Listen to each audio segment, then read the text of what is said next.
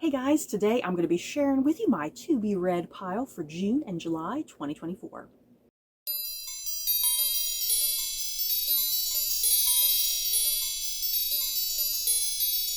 So this is going to be my TBR for June and July. Let's get going. I have a nice little batch of books that I'm going to be reading for these next 2 months. As for my previous TBR, that went very well. I got every book done, and I actually had room to kind of squeeze out like the beginning stages of this TBR. I got like a nice little early head start, which was nice. I love when I finish my previous TBR early. That way I can always incorporate more books into the next TBR.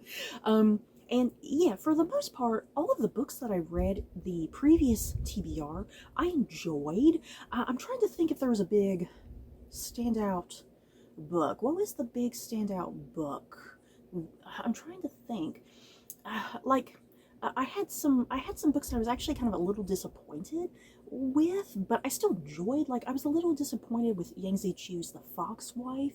I still liked it, but I was really anticipating that book, and it kind of let me down a wee bit. I did highly enjoy T. Kingfisher's What Feasts at Night, and that was probably my favorite book of the TBR, I would say. But yeah, as usual, all of the books that I read for any given TBR, I always immediately put up a Goodreads written review. A filmed video that you see here on this channel, a filmed video will come eventually. I am just so far behind with filmed videos because I can only upload so many videos a month, and I only upload so many book reviews a month. So yeah, I have book reviews that are already filmed, but like I filmed them like last year and they're still waiting to go up. So yeah, filmed videos for these reviews, they get up eventually, even if it's like a year from now. So yeah, let's get going with what I plan on reading for June and July. The big thing that I've been doing so far this year in 2024, I have been wanting to do a reread of Philippa Gregory books. I am a big fan of Philippa Gregory's historical fiction books, and yeah, for the most part, all of her books are rereads for me, but I do have one in this stack that's going to be brand new to me. Yes, there are a couple Philippa Gregory books that I have yet to get to. But yeah, the first Philippa Gregory book that I'm going to show you guys here is The Constant Princess. This will be a reread for me. The last time I reread this book was probably definitely way over a decade ago at this point. And this book is focusing on Catherine of Aragon, the first wife of King Henry VIII. And this is the book that the TV show The Spanish Princess was based off of. So if you enjoy The Spanish Princess, check out this book. And then the second Philippa Gregory book I'm going to be reading is going to be The King's Curse. And this will be a new read for me, not a reread. I can't believe I have not read this book yet. It's a big giant book. I feel like season 2 of The Spanish Princess was kind of based more off of this particular book, because some of the stuff, kind of just reading off the synopsis of this, some of this stuff sounds vaguely familiar what happened in season 2 of The Spanish Princess. But yeah, this is kind of like a continuation of what's going on with like Catherine of Aragon, and yeah, mostly focusing on Margaret Plantagenet, who was like a, what would she be, like I guess a cousin of King Henry VIII. So yeah, a lot of this book is her point of view, and I'm very excited to get to this, because Margaret Plantagenet, or Margaret Pole as she's more commonly known, Margaret Pole is just one of those historical figures that's been kind of forgotten by history, and she has such an interesting story and relationship with Henry VIII that's so fascinating. Next up, what I plan on reading is this series right here, you guys. This is the Dorothy Must Die series by Danielle Page. And this series has been just lingered around for the longest time on my bookshelves. The very first book in the series, this is Dorothy Must Die. This first book will actually be a reread for me. I read this book initially back when it came out, and I do have a video review for this very first book. I need to go rewatch my video to refresh my memory what I felt about this book.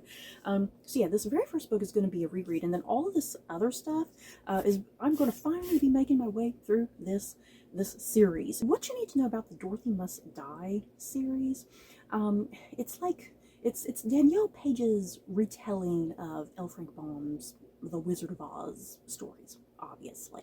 And these are for young adult readers and whatnot.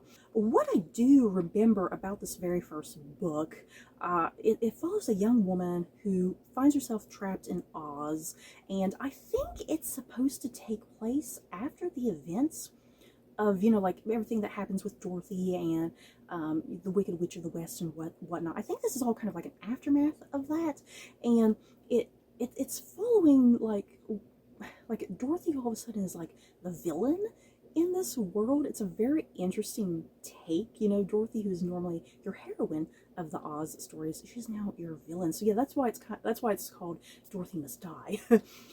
Yeah, I remember liking this first book okay, but yeah, I still wanted to finish up the books and see how it goes. And yeah, since I did read this book a very, very long time ago at this point, I'm curious if it's going to still hold up, if I'm going to have different thoughts and feelings about it. I guess we shall see. But yeah, this very first book in the series is Dorothy Must Die.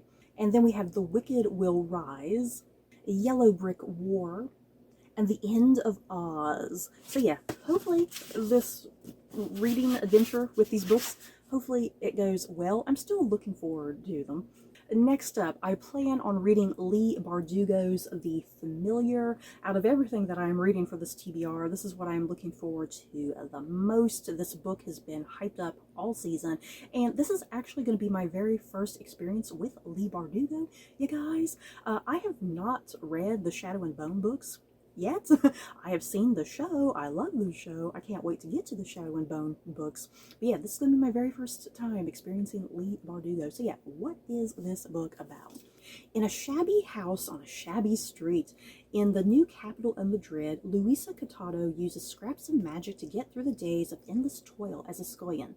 But when her scheming mistress discovers that the lump of a servant cowering in the kitchen is actually hiding a talent for little miracles, she demands Luisa use those gifts to better the family's social position. What begins as simple amusement for the nobility takes a perilous turn when Luisa garners the notice of Antonio Perez, the disgraced secretary to Spain's king. Still reeling from the defeat of his armada, the king is desperate for an advantage in the war against England's heretic queen, Elizabeth, you guys. And Perez will stop at nothing to regain the king's favor. Determined to seize this one chance to better her fortunes, Luisa plunges into a world of seers and alchemists, holy men and hucksters, where the lines between magic, science, and fraud are never certain. But as her notoriety grows, so does the danger that her Jewish blood will doom her to the Inquisition's wrath. She will have to use every bit of her wit and will to survive, even if that means enlisting the help of Julian Santiago, an embittered immortal familiar whose own secrets could prove deadly for them both. Oh yes, hell yes, you guys. Seriously, I can't wait to get to this. And yet the cover design is absolutely gorgeous and creepy. Creepy little scorpion thing here. Ew. But so well done on this cover. And the next book that I plan on reading as part of this TBR is going to be the second book in the Royal Blood series by Amy Carter. And this is Royal Scandal. The very first book in this series was called Royal Blood. That's just the name of the whole series as a whole.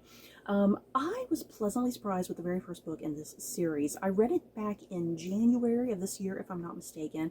I really immensely enjoyed it. Like I said, I was pleasantly surprised with it. So I really wanted to try and squeeze this second book out because this was released here in this year. And yeah, all you need to know about this series is that it follows a young American woman who is actually the daughter of the King of England. This is like an alternative history in this world, like a fictional English monarchy and whatnot. But yeah, this young woman is like the illegitimate daughter of the King of England, and of course there's a lot of scandal brewing in the background, and she has a lot of scandal and gossip attached to her as well. And yeah, this second book continues that trend of all the scandal and the gossip, and yeah, there's like even more murder and mayhem going on. I cannot wait to get to the second book. And now it's time for the TBR jar. I will have time to squeeze out one more additional book as part of this TBR, so let's see what I shall pick out. And once again, I neglected to, shuffle all this paper. I neglected to do that, so I'm going to kind of just dig somewhere here near the middle into the bottom, because yeah, all the newer books are on the very top, and yeah, I want to pick something out older. Hopefully I pick out something older. Oh Lord. And here's where the trouble comes in, you guys. I have to be careful that I don't knock out all of the pieces of paper here. I refuse to let go of the one that I have. And now the very exciting part. What is it? Ooh, yes. Now here comes the next difficult part. I gotta figure out where in my room this book even is. So what I just picked out from the TBR jar is They Went Left by Monica Hess. And if I recall, I believe this is a young adult book. I don't think it's a children's book. I think it's a young adult book. And yeah, what is it about? Let us see, because I cannot quite remember what it's about at all. Let's see, Germany, 1945. Of course it's World War II. I feel like the majority of the books in my room, there's a good 50-50 chance it's a World War II book. I don't know what that says about me.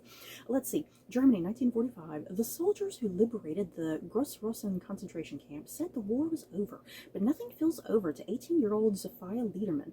Her body and mind have barely begun to heal, and her life is completely shattered. 3 years ago, she and her younger brother, Albek, were the only members of their family to be sent to the right, away from the gas chambers of Auschwitz and Birkenau. Everyone else, her parents, grandmother, radiant Aunt Maja, they went left. Zophia's last words to her brother were a promise. Albek to Zophia, A to Z. When I find you again, we will fill our alphabet. Now her journey to fulfill that vow takes her through Poland and Germany and into a displaced persons camp where everyone she meets is trying to piece together a future from a painful past. Miriam, desperately searching for the twin she was separated from after they survived medical experimentation. Brienne, that looks like it says Brienne, a former heiress who now longs only for a simple wedding with her new fiance, and Joseph, who guards his past behind a wall of secrets, and is beautiful and strange and magnetic all at once. I'm guessing he's going to be the love interest. It's a young adult novel. But the deeper Sophia digs, the more impossible her search seems. How can she find one boy in a sea of the missing in the rubble of a broken continent? Sophia must delve into a mystery whose answers could break her or help her rebuild her world. Ooh, this book is probably going to make me cry. I've accepted that. So you guys, that is going to be it for my upcoming June-July TBR. In the comments below, have you guys read any of these books? Do you plan on reading them? If you have read them, were they good? Were they bad? Let me know so I can prepare myself. So that's going to be it for this video. What do you guys plan on reading for the next couple months? Don't forget to like, comment, and subscribe. And if you like this video, you may like these other videos. Bye, guys.